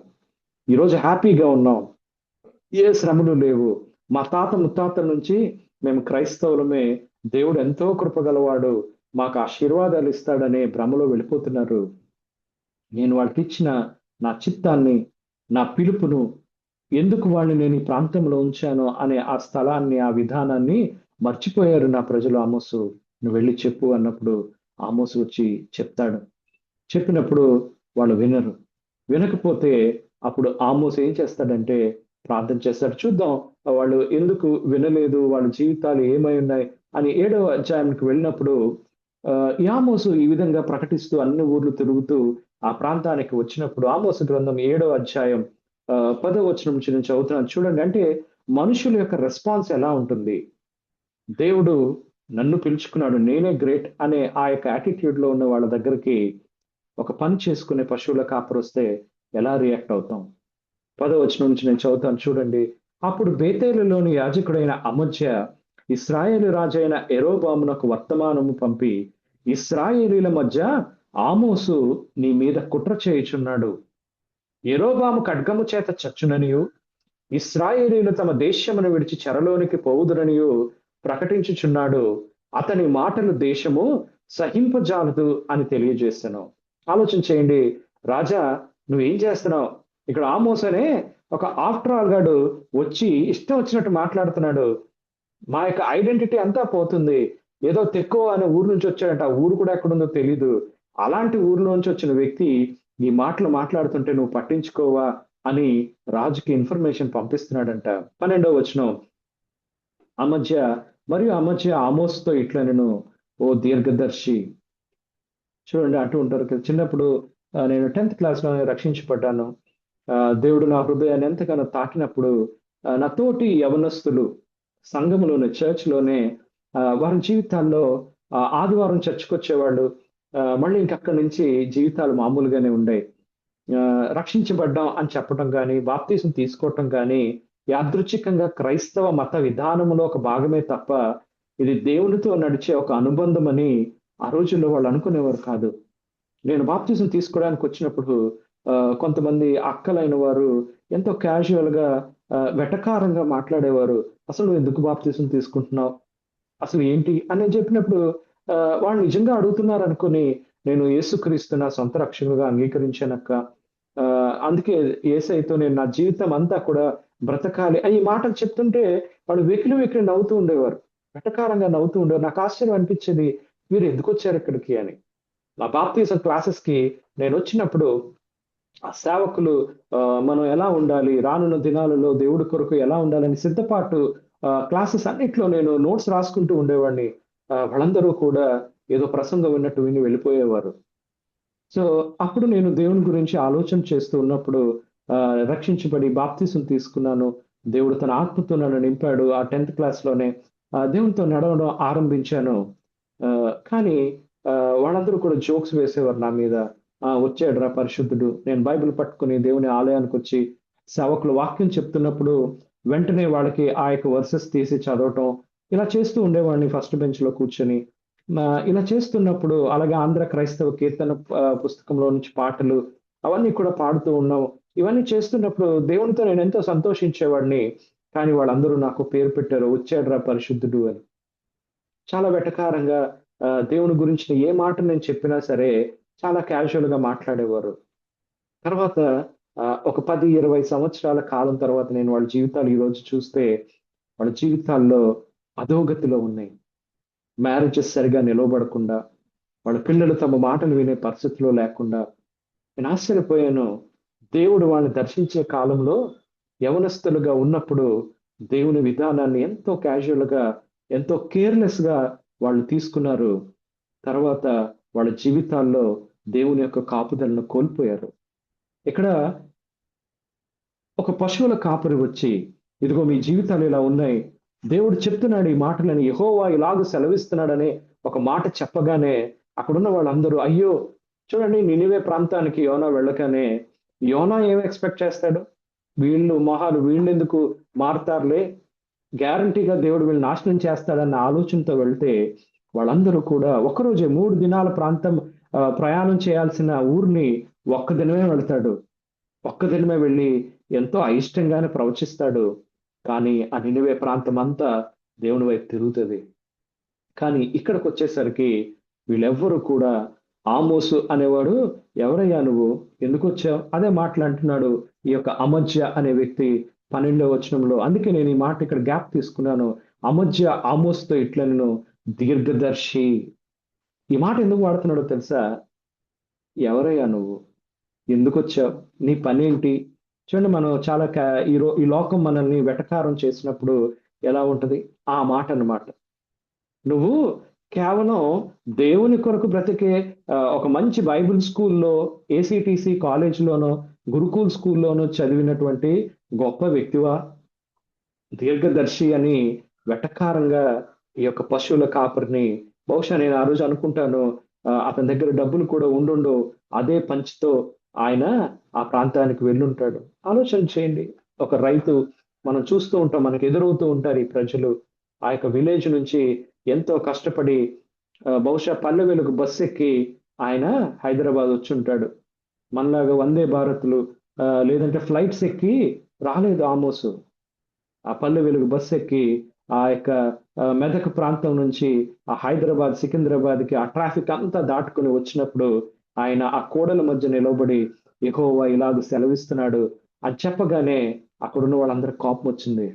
వాళ్ళొచ్చి ఆ యొక్క అమజ్య అనే యాజకుడు వచ్చి ఆమోస్‌తో అంటున్నాడు, దీర్ఘదర్శి, ఇదిగో ప్రవక్త గారు, తప్పించుకొని యూదా దేశమునకు పారిపో. అచ్చటనే భత్యము సంపాదించుకో. అక్కడే నీకెవరైనా డబ్బులిస్తారు. నీ దగ్గర డబ్బులు లేవు కదా! అందుకే వచ్చావు కదా నువ్వు. చూడు, యూదా దేశమునకు పారిపో. నీ ఊరు అక్కడ కదా! నువ్వు ఇక్కడేం చేస్తున్నావు? మెదక్ ప్రాంతంలో ఎక్కడో ఉండాల్సిన తెక్కువ అనే ఊర్లో నువ్వు పశువులు మేపుకోవడం మానేసి, ఈరోజు ఈ సికింద్రాబాద్, హైదరాబాద్ ఎంత అడ్వాన్స్డ్ సిటీసో నీకు తెలుసా? ఇలాంటి సిటీస్‌లోకి నువ్వెందుకురా వచ్చావని చెప్పకనే చెప్తున్నాడు ఆ యొక్క అమజ్య. అచ్చటనే నీ వార్త ప్రకటించము. ఇక్కడ చెప్పడానికి నీకు అధికారం లేదు. నీ స్టేటస్ సరిపోదు ఆమోసు. నువ్వెళ్ళి ఆ ప్రాంతాల్లో దేవుని వార్త చెప్పుకో. అచ్చటనే నీ వార్త. 12వ వచనం చదివినప్పుడు ఎంత అవమానపరుస్తున్నాడో ఈ అమజ్య. చెప్తున్నాడు, దీర్ఘదర్శి, తప్పించుకొని నీ దేశానికి పారిపో. అచ్చటనే నీ వార్త ప్రకటించుకో. మాకు చెప్పొద్దయ్యా. నీ మాటలు మాకు నచ్చట్లేదు. నువ్వు చెప్పేవి మాకు మింగుడు పడడం లేదు. ఎందుకో తెలుసా? దేవుడు నిన్ను ఆశీర్వదిస్తాడు. నీ బ్రతుకు ఎలా ఉన్నా దేవుడు నిన్ను క్షమిస్తాడు. నీకు ఇష్టం వచ్చినట్టు నువ్వు బ్రతుకు. నీకు ఇల్లు ఇస్తాడు, కారు ఇస్తాడు, మీ పిల్లలకు పెళ్ళిళ్ళు అవుతాయి, హ్యాపీగా లైఫ్ వెళ్ళిపోతుంది అనే మాటలు విని విని అలవాటు పడిన ప్రజలకి, ఇదిగో దేవుడు మీ మీదకి ఉగ్రతను తీసుకొని రాబోతున్నాడు. ఎన్నిసార్లు నేను చెప్పినా నా మాటకు అవిధేయత చూపిస్తున్న మీ మీదకి ఉగ్రత రాబోతుందని ఒక పశువుల కాపరు వచ్చి చెప్తే, చెప్పావులే అన్నట్టుగా వారి విధానం ఉంది. ఆలోచన చేయండి. ఆయన చెప్తున్నాడు ఇంకా 13వ వచనం మీరు చూస్తే, బేతేలు అనే ప్రాంతం రాజు యొక్క ప్రతిష్ఠిత స్థలం. ఈ హైదరాబాద్, సికింద్రాబాద్ ట్విన్ సిటీస్ ఎంత ఇంపార్టెంటో నీకు తెలుసా? రాజధాని పట్టణమై ఉన్నందున నీవికను దానిలో నీ వార్త ప్రకటన చేయకూడదు. నీలాంటి వాడు ఇక్కడ సువార్త ప్రకటించడానికి, దేవుని మాటలు చెప్పడానికి అర్హుడు కావు. నా మాటలు విన్నప్పుడు ఆలోచన చేయండి. ఈ రోజు కూడా మనతో ఇలాంటి మాటలే చెప్పబడతాయి. ఇదిగో దేవుడి మాటలు చెప్పమన్నాడండి మీతో అని చెప్పగానే వాళ్ళ హృదయాలు నొచ్చుకుంటే నేను చూస్తాను. మా ఇంటిలోనే ప్రవక్త తన సొంత ఇంటిలోను సొంత ఊరిలోను తప్ప మరి ఎక్కడను ఘనహీనుడు కాడు అనే మాట చెప్తూ ఉంటాడు. నేను చాలా బాధపడుతూ ఉంటాను. ఎంతో భారంతో ఈ మాటలు చెప్తున్నా. నేను దేవుడు నన్ను అనేక ప్రాంతాల మధ్య అనేక మనుషుల దగ్గర దేవుడు నన్ను వాడుకుంటున్నాడు. ఎక్కడికి వెళ్ళి దేవుని గురించి చెప్పినా ఈ వాక్యాన్ని ఎంతో చక్కగా రిసీవ్ చేసుకుంటూ ఉంటారు. కానీ నా సొంత ఇంటి వారే, నా సొంత ప్రజలే రిసీవ్ చేసుకోవడానికి చాలా కష్టపడుతూ ఉంటారు. అది పొలిటికల్ బ్యాక్గ్రౌండ్‌గా ఉంటది. రాజకీయ విధానం అదే విధంగా చక్కగా చదువుకున్నారు. నేను ఆల్రెడీ మీతో షేర్ చేసుకున్నాను. చక్కగా అందంగా ఉంటారు. అన్ని పరిస్థితులు ఈ లోకపరంగా ఏవైతే ఉండాలో అన్నీ ఉన్నాయి. వారందరినీ దేవుడు సేవకు పిలిచానన్నాడు. కానీ ఈ రోజు కూడా ఏ ఒక్కరు కూడా సేవ చేయటానికి ఇంట్రెస్ట్ చూపించటంలా. దేవుడు కావాలి. మాకు కష్టాలు వస్తున్నాయి, అనారోగ్యాలు వస్తున్నాయి, ఇంకో కరోనా లాంటి పరిస్థితులు వస్తాయి. ఇవన్నీ వచ్చినప్పుడు ఎవరు హెల్ప్ చేస్తారు?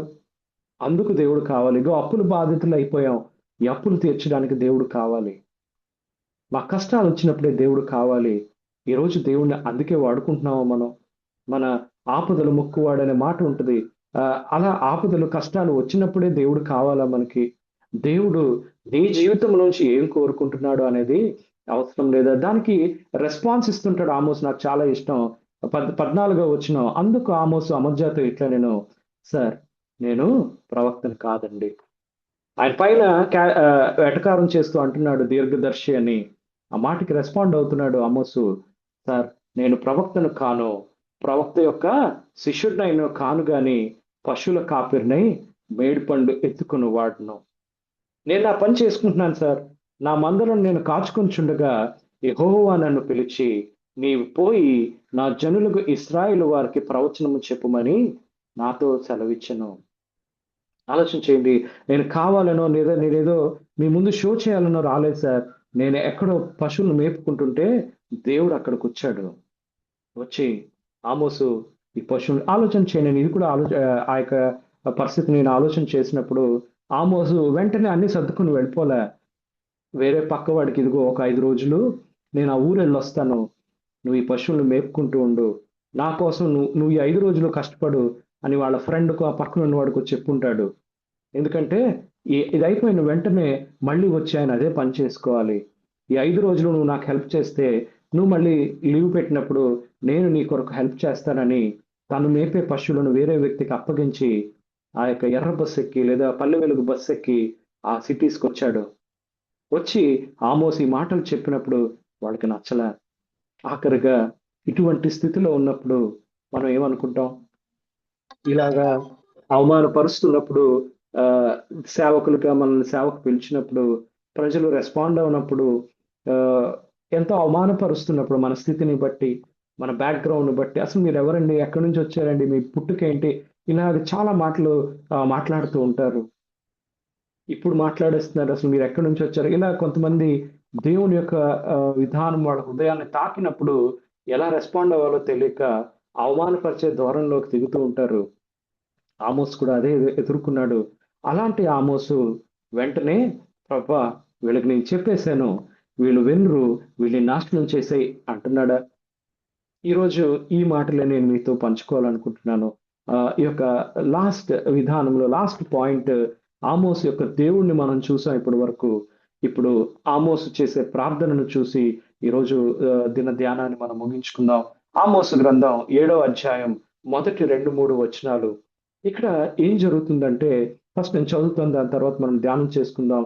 కడవరి గడ్డి మొలిచినప్పుడు ప్రభు అయిన యెహోవా మిడతలను పుట్టించి దర్శన రీతిగా దాన్ని నాకు కనపరచెను.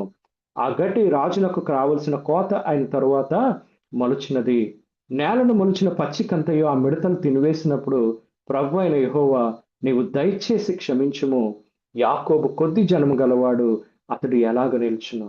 తను అవమానపరిచిన ప్రజల కొరకు ఈయన ప్రార్థన చేస్తున్నాడు. ప్రభువా గడ్డంతా తినేస్తే ఎలా బ్రతుకుతాడు యాకోబు? చాలా ఆశ్చర్యం అనిపిస్తుంది. చూద్దాం. యెహోవా పశ్చాత్తాపపడి అది జరగదని సెలవిచ్చి ఈయన ప్రార్థన చేస్తున్నాడు, ఆయన జరగదని. మళ్ళీ నెక్స్ట్ చూస్తే 4వ వచనం, అగ్ని చేత దండింపవలనని అగ్ని రప్పించి ప్రభు అయిన యెహోవా దాని దర్శన రీతిగా నాకు కనపరిచింది. దేవుడు దర్శనంలో ఈ 2 దర్శనాలు ఆమోసుకి ఇస్తున్నాడు. ఇదిగో ఆమోసు, నువ్వు వెళ్ళి వాళ్ళకి చెప్పావు, 5, 6 అధ్యాయాల్లో నువ్వు వెళ్ళి వాళ్ళకి ప్రవచించావు, వాళ్ళు వినట్లేదు కదా, నేనేం చేయబోతున్నానో చూడని ఆమోసుకు చూపించినప్పుడు, రెండవదిగా అగ్ని రప్పించి ప్రభు అయిన యెహోవా దాని దర్శన రీతిగా నాకు కనపరచును, అది వచ్చి అగాధమైన మహాజలములను మృంగివేసి, అంటే వాటర్ అంతా ఇవాపరేట్ అయిపోయిందంట. ఆ స్వాస్థ్యమంతా మృంగ మొదలు పెట్టినప్పుడు మళ్ళీ ప్రవక్త అడ్డుపడుతున్నాడు. ప్రభు అయిన యెహోవా, యాకోబు కొద్ది జనము గలవాడు, అతడు ఎలాగూ నిల్చును, మానివేయము ప్రభువా అని మనవి చేయగా, ప్రభు అయిన యెహోవా పశ్చాత్తాపపడి అది జరగదని సెలవిచ్చును. ఈ ఉదయ కాలంలో కొంచెం ఒక 2 నిమిషాలు ఈ యొక్క 2 విధానాన్ని ధ్యానం చేసుకుని మనం ముగిద్దాం. నేను ఆలోచన చేస్తాను, ఉన్నతమైన సింహాసనం మీద ఆసీనుడు అయిన దేవుడు, ఇదిగో నువ్వు వెళ్ళి చెప్పయ్యా, నా మాటలు చెప్పనగానే ఆమోసు వచ్చి ఈ మాటలన్నీ చెప్పాడు. ఎవరు వినట్లా. దేవుడికి ఎంతో కోపం వచ్చింది. ఫస్ట్ అంటున్నాడు, ఇదిగో అక్కడ మాట అంటాడు, మొదటి వచనం 7వ అధ్యాయం మొదటి వచనంలో, నేనే మిడతల్ని పుట్టిస్తానంటున్నాడు. మిడతలు వస్తాయి అని మాటనట్లే, నేను పుట్టిస్తాను. ఏ గడ్డిని బట్టి ఈ పశువుల విధానాలు ఇవన్నీ ఉన్నాయని వాళ్ళ విర్రవీగుతున్నారో దాన్ని మొత్తం నేను నాశనం చేస్తానంటే, ఆ రోజు బండ సందుల్లో నిలబడే వ్యక్తిగా ఆమోసు ఉండే, నిజమే ప్రభువా, వీళ్ళు ఇలా గడ్డికి తిని బాగా బలిసిపోయారు, వీడిని నాశనం చేయి అనట్లేదు ఆమోసు. ప్రభువా, యాకోబు కొద్ది బలం గలవాడే, యాకోబు నాశనం అయిపోతే యేసు ప్రభు ఎలా వస్తాడు ప్రభువా? ఈ మాటలు అన్నప్పుడు నాకు ఆశ్చర్యం అనిపిస్తుంది. నేను దీన్ని విజువలైజ్ చేసుకున్నాను. మనం యెషయా గ్రంథం 6వ అధ్యాయంలో చూస్తాం, దేవుడు ఎంతో ఉన్నతంగా ఉంటాడు. ఆ ఉన్నత సింహాసనం మీద కూర్చున్న అత్యున్నతమైన దేవుడు ఎక్కడో భూమి మీద ఒక పూట కూడా సరిగా తినలేని పశువుల కాపరి ప్రార్థన చేస్తుంటే, చూడండి, చిన్నపిల్లలు తల్లిదండ్రుల మధ్య సంభాషణ ఇలాగే ఉంటది. డాడీ ఇలా చెయ్యొద్దు డాడీ. అవునా నాన్న, చెయ్యొద్దా? ఎందుకు చేయొద్దు? నాకు నచ్చలేదు డాడీ, నువ్వు చెయ్యకు అనగానే, సరే నాన్న, నీకు నచ్చలేదు కదా, నేను చేయను అనే మాటలు తండ్రి కొడుకుల మధ్య ఎలా ఉంటుందో, ఈరోజు దేవుడు ఆమోసు దగ్గర అలా ఉంది. ఆమోసు పెద్ద వ్యక్తి కాదు. అందుకే నేను అనుకుంటాను, ఆ యొక్క సింహాసనం మీద దేవుడు కూర్చున్నప్పుడు కెరాపులు, సెరూపులు కనీసం దేవుడు మొహాన్ని కూడా చూడలేనటువంటి స్థితిలో పరిశుద్ధుడు అని ఆ విధంగా గాన ప్రతిగానములు చేస్తున్నాయని మనం చదువుతాం. సడన్ గా ఒక్కసారిగా ఆ యొక్క పరలోకం అంతా సైలెంట్ అయ్యి, ఎక్కడో ఒక వ్యక్తి, మన భాషలో అంటాం కదా, కాన్కిస్కగాడు అంటాం, అంటే ఎవరూ గుర్తించలేని వ్యక్తి దేవుడికి విజ్ఞాపన చేస్తున్నాడు, ప్రభువా, ఇశ్రాయేలు కొద్ది జనమే, నువ్వు చేస్తాను అన్న కీడుని ఆపే ప్రభువా. అవునా నాన్న? చూడండి, నాకు చాలా నచ్చుతుంది ఆ 3వ వచనం. ఈ ఉదయ కాలమున ఈ మాటలు మీరు పట్టుకోవాలి. 3వ వచనం ఆయన చెప్పిన వెంటనే, ప్రభువా దయచేసి వాడిని క్షమించు అనగానే 3వ వచనంలో దేవుడు అంటాడు, యెహోవా పశ్చాత్తాపపడి అది జరగదని సెలవిచ్చాను. అదేవిధంగా మళ్ళీ 6వ వచనం చూస్తే, ప్రభు అయిన యెహోవా పశ్చాత్తాపడి అది జరగదని సెలవిచ్చాను. ఈ లోకంలో మనుషులు నిన్ను గుర్తించినా గుర్తించకపోయినా, నువ్వు చేసే ప్రార్థన, నువ్వు చేసే పరిచర్య దేవుని సింహాసనానికి వెళుతుంది. మనం సంపాదించుకునే ధనం, మనకున్న పోస్టులు, ఈ భూమి మీద ఉండే డిగ్రీలు, బంగారం, వెండి, మనకున్న ఇల్లు, కార్లు ఏవి పైకి రావండి. మనతో పాటు వచ్చేది మన ప్రార్థన. ఇది చూస్తే ప్రకటన గ్రంథంలో ఏంటి సార్ ఇదంతా అంటే, దేవుడు ఆ యొక్క మనుషులు చేసే ప్రార్థనని ధూపంగా ఇక్కడ పెట్టుకున్నారు. ఇవన్నీ ఆ పాత్రలో ఏంటి, ఆ పొగలా వస్తున్న ధూమం ఏంటంటే, ఇది పరిశుద్ధుల ప్రార్థనలు అంటాడు. ఆలోచన చేయండి, దేవుని దగ్గరికి యాక్సెస్ అనేది మన బ్యాక్గ్రౌండ్ నుంచి రాదు, లేదా మనం చేసే కింద మీద పడే పరిస్థితుల వలన రాదు, కానీ నువ్వు చేసే ప్రార్థన వలన వస్తుంది. ఆ దూతలందరూ అనుకుంటున్నారు, ఎవడండి ఈయన, ఎవరితను?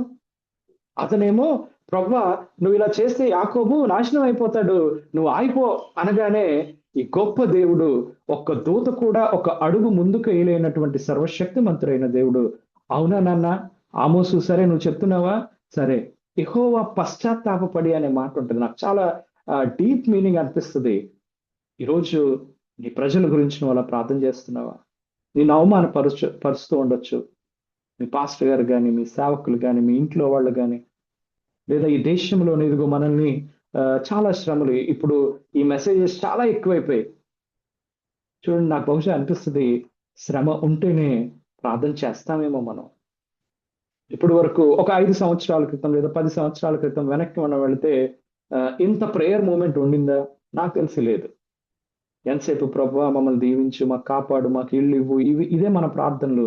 ఈ రోజు ప్రభువా శ్రమ వచ్చేస్తుంది, సంఘాలను దూరిపోతున్నారు, మనుషులను కొట్టేస్తున్నారు, మిషనరీలను కొడుతున్నారు, ఇదిగో మా పాస్టర్ గారిని మా చర్చిలే మూతపడుతున్నాయి అనే పరిస్థితి వచ్చినప్పుడు కొన్నిసార్లు దేవుడు ఈ యొక్క పరిస్థితులను కదిలించకపోతే మన విధానాలు మారవేమో. ఆమోసు ఈ ఉదయకాలంన నీతో నాతో మాట్లాడుతున్నాడు. ఇదిగో నీ జీవితము పశువుల కాపరిలాగా ఎంతో దయనీయంగా ఉన్నా ఈ లోకపరంగా పర్వాలేదు, కానీ ఆ పశువుల కాపరి సర్వశక్తిమంతుడైన సృష్టికర్త అయిన దేవుడిని ఆపేస్తున్నాడు. ఆలోచించి ఆ ప్రార్థన విన్నప్పుడు నాకు చాలా ఆశ్చర్యం అనిపించింది. ఎవరి ఆమోసు? ఆ ఊర్లో ఉన్నవాళ్ళు, ఆ పరిస్థితిలో ఉన్న వాళ్ళందరూ క్యాజువల్ గా ఆయన మీద ఎన్నో జోకులు వేసుకుంటున్నారు, కానీ దేవుడు మాత్రం ఈ ఆమోసు చేసే ప్రార్థనకు ఎంత విలువనిస్తున్నాడో ఉదయకాలం గమనిద్దాం. నేను ముగిస్తున్నా. ఈ ఉదయకాలమున ఆమోసు ఇక్కడే ఉంటే మన జీవితాల్లో ఎలా రియాక్ట్ అవుతాం? నేను ఒక ఉదాహరణ చెప్పి నేను ముగిస్తాను. నేను విజయవాడలో ఉన్నప్పుడు ఆ సంఘానికి వెళ్ళేవాడిని. ఆ పెద్ద సంఘం, ఆ సంఘానికి చాలా చాలా పెద్ద హై క్లాస్ పీపుల్ అందరూ వచ్చేవారు. నన్ను కూడా చాలా సార్లు నా సాక్ష్యాన్ని వాటిని పంచుకునేవాడిని. కానీ ఒక ఫ్యామిలీ వచ్చేది, అక్కడ మామూలు చైర్స్ వేసేవాళ్ళు సంఘంలో. ఎంతో హడావుడిగా ఆటోలో భార్యాభర్తలు ఇద్దరు వచ్చేవారు. ఆమె నిజంగా ఫ్యాక్చువల్ గా నేను చెప్తున్నాను, ఆ ఉదయకాలం ఆదివారమే ఉదయమే నేను వాళ్ళతో మాట్లాడాను. ఒక రోజు వాళ్ళు ఉదయం 5 గంటలకు లేచి సిద్ధపడి ఆయన ఆటో వేస్తాడు. ఆ ఆటోలో ఈమెని ఎక్కడెక్కడ ఇళ్లలో పనిచేయాలో పనిచేసుకుని వెంటనే అంతా చేసుకొని 8:30 ప్రాంతానికి 9 ప్రాంతానికి సంఘానికి వస్తారు. వచ్చినప్పుడు ఆమె ఎంతో చెమట పట్టిపోయి ఒళ్ళంతా అప్పటి వరకు ఇళ్లలో పనిచేసి అక్కడి నుంచి డైరెక్ట్ గా చర్చ్కి వస్తుంది ఆమె. అతను కూడా ఆటోని తిప్పి ఆ రోజు చర్చిలో కానుక వేయడానికి డబ్బులు వచ్చేంత వరకు ఆటోని వేసి ఆ భార్య భర్తలు హడావుడిగా వస్తూ ఉంటారు. నేనప్పుడే నా కారులో మా మదర్ని తీసుకొని చర్చ్కి వెళ్తాను. వెళ్ళి దిగినప్పుడు వాళ్ళని చూస్తూ ఉంటాను. ఒకసారి నేను చర్చిలోకి వెళ్ళి కూర్చోగానే పాపం వాళ్ళు చాలా కొంచెం ఇంకా స్టార్ట్ అయిపోతుంది చర్చ్ అనగా చర్చిలోకి ఎంటర్ అవుతారు. నాలాంటి వాళ్ళు వెళ్ళగానే 2 సార్ అని మంచి కుర్చీలో కూర్చోబెడతారు. వాళ్ళు వచ్చినప్పుడు ఎవరు పట్టించుకోరు. వాళ్ళు ఎక్కడో వెళ్ళి కూర్చోవాలి. ఒకసారి ఏం జరిగిందంటే నేను కూర్చున్న పక్కనే 2 కుర్చీలు ఖాళీ ఉన్నాయి. వాళ్ళు వచ్చారు, పాపం కూర్చోడానికి ఎంతో ఇబ్బంది పడుతున్నారు. కూర్చోండి ఇక్కడ పర్వాలేదంటే, అయ్యో వద్దయ్యా మేము చివరిలో వెళ్ళి కింద కూర్చుంటాం అన్నారు. తర్వాత వాళ్ళతో మాట్లాడినప్పుడు వాళ్ళ సాక్ష్యం విన్నప్పుడు నేను చాలా ఆశ్చర్యపోయాను. ఏంటమ్మా మీరు ఏం చేస్తారన్నప్పుడు, ఇదిగో దేవుడు, మేము ఒక హైందవ విధానం నుంచి వచ్చినప్పుడు దేవుడు మమ్మల్ని రక్షించుకున్నాడు. ఇదిగో మేము దేవుని సన్నిధానంకి రావాలంటే ఇంత కష్టపడాలయ్యా. అందుకే పొద్దున్నే మా ఆయన ఆటో వేసుకుని వస్తాడు, నేను కూడా ఇలా పని చేసుకుని వస్తాం. ఇలా కూర్చుంటే మా దగ్గర శరీరం నుంచి వాసన వస్తుందని మేము దూరంగా వెళ్ళి కూర్చుని దేవుని వాక్యం వింటాం. చాలా ఆశ్చర్యపడ్డాను. పరలోక రాజ్యంలో నేను అనుకుంటూ ఉంటాను, ఈరోజు గొప్ప గొప్ప సేవకులం లేదా నా యొక్క బ్యాక్గ్రౌండ్ ఇది అని ఫీల్ అయ్యే వాళ్ళందరూ ఎక్కడో చివరిని ఉంటారేమో. ఇలాంటి మనకు పేర్లు కూడా తెలియని యూట్యూబ్ లో ఫేమస్ కానటువంటి అనేక మంది దేవుని రాజ్యంలో ముందు వరుసలో ఉంటారేమో. ఆలోచన చేసుకుందాం. ఈ ఉదయకాలంన నేను ముగిస్తున్నాను ఆ మాటలు. ఆమోస్ ఈరోజు నిన్ను నన్ను అడుగుతున్నాడు, ఎంతో హ్యాపీగా ఇన్ని సంవత్సరాల విధానంలో వెళ్ళిపోతున్నామా? ఇప్పుడున్న పరిస్థితుల్లో దేవుని దగ్గర కనిపెట్టి ఆమోస్ లాగా ప్రార్థన చేయడానికి మన హృదయాలు స్థిరంగా ఉన్నాయా? మన పరిస్థితులు సహకరించకపోవచ్చు, మనుషులు నీ స్థితిని బట్టి నేను అవహేళన చేయొచ్చు, కానీ దేవుడు నీతో ఉన్నాడా? ఆలోచన చేయండి. గొప్పవారుగా ఉన్న వాళ్ళు ఎవ్వరూ కూడా ఆమోసు మాట వినలా. ఆమోసు ప్రార్థన చేస్తాడు. ఆ మూమెంట్ లో దేవుడు ఆమోసు ప్రార్థన వింటాడు, కానీ ఆ ప్రజలు మార్పు చెందరు. తర్వాత మనకు తెలిసిందే, ఇశ్రాయేల్ దేశం చెరపట్టబడిపోతుంది. ఆ యొక్క అషూరీలు వచ్చి ఆ యొక్క ఇశ్రాయేల్ దేశాన్ని అంతటిని ఏ విషయాలు ఇప్పుడు మనం చదువుకున్నామో వాటన్నిటినీ లయపరుస్తుంది. యూదా ప్రాంతం నెబుకద్నెజరు అందరూ వచ్చి ఆ యొక్క యూదా ప్రాంతాన్ని, ఆ 2 దేశాలు మనం అనుకున్నాం సికింద్రాబాద్, హైదరాబాద్ అని. ఈరోజు ఆ పరిస్థితులు రెండింటినీ దేవుడు తీసివేస్తాడు. ఆలోచన చేయండి.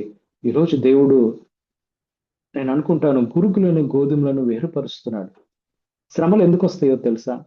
ఈ శ్రమ కాలంలో దేవుడు తన కొరకు నిజంగా నిలవబడేవారు ఎవరు, లేదంటే నామినల్ గా ఏదో నామమాత్రంగా బతికే వాళ్ళు ఎవరు అనే విధానాన్ని చేస్తూ ఉంటాడు. ఈరోజు ఉదయ కాలంన నీవు నేను కూడా ఆమోసులాగా, ప్రభా యాకోబు కొద్ది జన్మే, నీ ఉగ్రత వస్తే, నీ పరిస్థితి వస్తే వాళ్ళు ఎలా ఉంటారనే ఆత్మీయ విధానంతో ప్రార్థనలో ముందుకు వెళదాం. ఈ యొక్క విధానంలో మన జీవితాలు ఎవరిని కించపరిచేవిగా కానీ, వారి స్థితిని బట్టి వారిని జడ్జి చేసేవిగా కానీ, మీరు తీర్చకుడి, అప్పుడు మిమ్మల్ని గూర్చి తీర్పు తీర్చబడదు. మన హృదయం ఎప్పుడు కూడా వారు మార్పు చెందాలని, వాళ్ళ బ్రతుకులు మారి దేవుడు వాళ్ళ జీవితాల్లో కలిగి ఉన్న చిత్తం, వాళ్ళ కొరకు కలిగి ఉన్న పిలుపు, వారి కొరకు కలిగి ఉన్న ప్రణాళిక నెరవేరటానికి అటు మన జీవితాల్లో ఇటు వాళ్ళ జీవితాల్లో, మన సేవ చేస్తున్న వారి జీవితాల్లో ఉండటానికి ఆ భారంతో ముందుకు వెళదాం. అటువంటి కృపను దేవుడు ఉదయ కాలమున వాక్యం వింటున్న మనందరికీ కూడా అనుగ్రహించును గాక. నాకు ఈ అవకాశం ఇచ్చినందుకు I thank you very much. All the best అండి. Over to you brother. Thank you.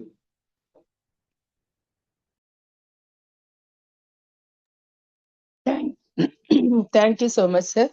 మరి ఆమె యొక్క జీవితం గురించి చాలా చక్కని వివరించారు. మన మధ్యలో ఉన్న పాస్టర్ మురళీ బాబాయ్ గారు క్లోజింగ్ వర్డ్స్ చెప్పి ముగింపు ప్రార్థన, పరలోక ప్రార్థన ఆశీర్వాదం ఇవ్వాల్సిందిగా కోరుతున్నానండి.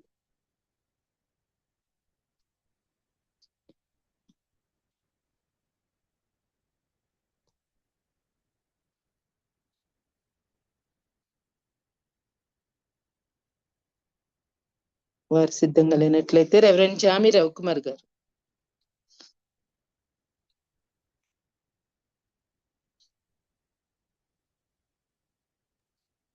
యేసుక్రీస్తు నామంలో ప్రత్యేకమైన వందనాలు.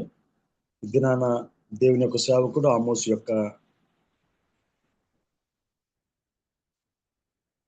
అందరికి వందనాలు. ఈ దినాన ఆమోస్ జీవితం ద్వారా అనేక ఆత్మీయ సత్యాలు మనం తెలుసుకోవడానికి డేవిడ్ అనిల్ కుమార్ గారు చెప్పిన మాటలు బట్టి దేవునికి వందనాలు చెల్లిస్తూ ఉన్నాం. అవును, దేవుడు మన స్థితిని ఎప్పుడు ఆయన గమనించడు, కానీ ఏ స్థితినైనా మార్చగలిగిన దేవుడు ఆయన. విలియం కేరీ చెప్పినట్టుగా వై గాడ్ యూజ్డ్ అంటే not because of my ability, because of my availability అని సెలవిచ్చిన రీతిగా. సో దేవుని చిత్తానికి మనం లోబడినట్లయితే దేవుడు ఖచ్చితంగా ప్రతి ఒక్కరిని దేవుడు వాడుకుంటాడని. అదేవిధంగా ఒకవేళ ఆమోస్ జీవితాన్ని కానీ మనం పరిశీలన చేసినట్లయితే, ఒకవేళ ఆయన వచ్చిన స్థలం కానీ, ఆయన డ్రెస్ కోడ్ కానీ, ఆయన వినియోగించిన భాష కానీ, ఒకవేళ అవన్నీ కూడా వాళ్ళకి అభ్యంతరకరంగా ఉండొచ్చు, కానీ దేవుడు తన సత్యాన్ని చెప్పినప్పుడు తన బిడ్డలను దేవుడు వాడుకుంటాడని. అదేవిధంగా వారు వ్యతిరేకించినప్పటికీ ఆయన వారి కోసం వారిని శపించలేదు, యోనా వలె కోపగించలేదు.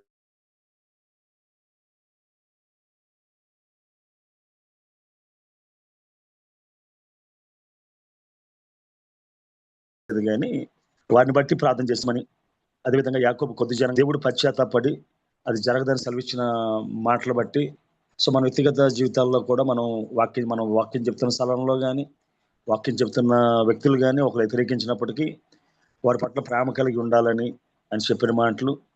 అదేవిధంగా ప్రవక్త అన్న వ్యక్తి తన సొంత గృహంలో కానీ, లేదంటే తన సొంత ఊరిలో కానీ గణపరచబడవచ్చు, కానీ సో దేవుడు అప్పగించిన పనిని నమ్మకంగా చేసేవారుగా, దేవుడు ఏ యొక్క కాజు కోసం అయితే మనల్ని పిలిచాడో ఆ కాజు కోసం నిలబడేవారుగా, అదేవిధంగా మన వ్యక్తిగత జీవితాన్ని మనం మార్చుకొని ఎవరి కోసం చెప్పమన్నారో వారి జీవితంలో మన జీవితంలో కూడా దేవుని చిత్తం జరిగేటట్టుగా ఉండాలని సేవకు చెప్పిన మంచి మాటలు బట్టి వందనాలు చేసి, అదేవిధంగా చివరిగా కొంతమంది దేవుని యొక్క మందిరానికి రావడానికి ఎంత కష్టపడి వస్తున్నారో వారు ఒకవేళ ఈ లోకంలో ఏ విధంగా ఉన్నా పరలోకంలో అందరికంటే ముందుంటారని చెప్పిన మాటలు బట్టి వందనాలు చెల్లించుకుంటున్నాను.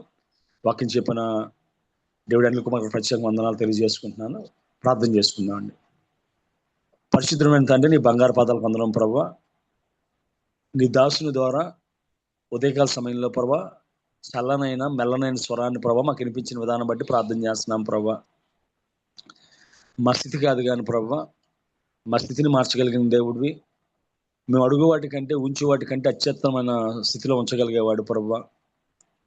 అయ్యా నేను ప్రవక్తను కాదు, నేను పశువుల కాపరిని అని ప్రభా చెప్పిన ఆమోసుని ప్రభా నువ్వు వాడుకున్న విధానం బట్టి వందనాలు చెల్లిస్తున్నాను తండ్రి.